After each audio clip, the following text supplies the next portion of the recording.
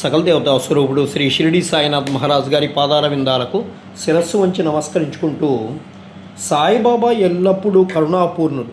మనకు కావాల్సింది వారి యందు మనఃపూర్వకమైనటువంటి భక్తి. భక్తునకు స్థిరమైన నమ్మకము, పూర్ణ భక్తి ఉన్నప్పుడు వారి కోరికలన్నీ శీఘ్రముగా నెరవేరును.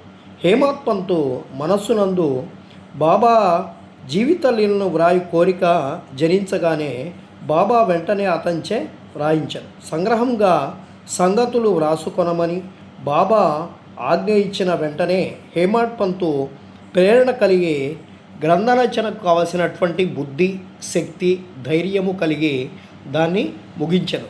దానిని వ్రాయు యోగ్యత మొదట అతనికి లేకుండెను. కానీ బాబా దయాపూరితమగు ఆశీర్వచనములచే దాన్ని అతడు పూర్తి చేయగలరు. ఈ విధంగా సచ్చరిత్ర సిద్ధమైనది.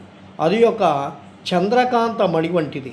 దాని నుండి సాయి లీలను అమృతము స్రవించును. దాన్ని చదువులు మనసారా త్రాగవచ్చును. భక్తునకు సాయి యందు పరిపూర్ణమైనటువంటి హృదయపూర్వకమగు భక్తి కలిగినప్పుడు దుఃఖముల నుండి, అపాయముల నుండి బాబా కాపాడి రక్షిస్తూ ఉండేవాడు. కానీ యోగక్షేమాలు బాబా చూచుకుండేవాడు. అహ్మద్ నగర్ నివాసియగు దామోదర్ సావల్రామ్ రసనే కసార్ ఉరఫ్ దాము అన్న కథ పైన వ్యాఖ్యానము ఇంతకుముందు మనం చెప్పుకున్నాం. ఇది ఉదాహరణగా ఇప్పుడు చెప్పుకునేటువంటి ప్రయత్నం చేద్దాం. 6వ అధ్యాయంలో శ్రీరామనవమి ఉత్సవం సందర్భంన అతన్ని గూర్చి కొంత తెలియజేశాం. చదువులు దానికి జ్ఞప్తి అందించుకున్నట్టే మంచిది. అతడు 1897వ సంవత్సరమున శ్రీరామనవమి నాడు ఉరుసు ఉత్సవం ప్రారంభించాడు. షిరిడి వెళ్తాడు ఆయన ఉత్సవాన్ని ప్రారంభించడానికి. అప్పటి నుంచి ఇప్పటి వరకు అలంకరించినటువంటి పతాకం ఒకటి కానుగ్గా ఇస్తూ ఉండడం వారి ఆచారం.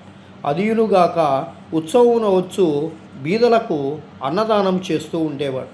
బొంబాయి స్నేహితుడొకడు దాము అన్నాకు పత్తిలో బట్టి వ్యాపారము చేసి భాగస్వామిగా సుమారు 2 లక్షల రూపాయలు లాభం సంపాదించవలనని వ్రాస్తాడు. వ్యాపారము లాభకరమైందనియు ఎంత మాత్రము ప్రమాదకరము కాదనియు కనుక అవకాశము పోగొట్టుకొనకూడదు అనియు వ్రాస్తాడు. దాము అన్న ఆ బేరమును చేయుటయా మానుటయా అన్నటువంటి ఆందోళన కలుగుతుంది.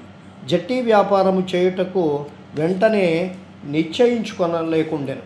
దాని గూర్చి బాబాకు ఆలోచించి తాను బాబా భక్తుడవుడిచే శ్యామకు ఒక జాబు సవివరంగా వ్రాసి బాబాను అడిగి వారి సలహాను తెలుసుకోమని ఆ మరుసటి దినము ఆ ఉత్తరము శ్యామకు ముడుతుంది. శ్యామ దాన్ని తీసుకొని మసీదుకు వెళ్తాడు.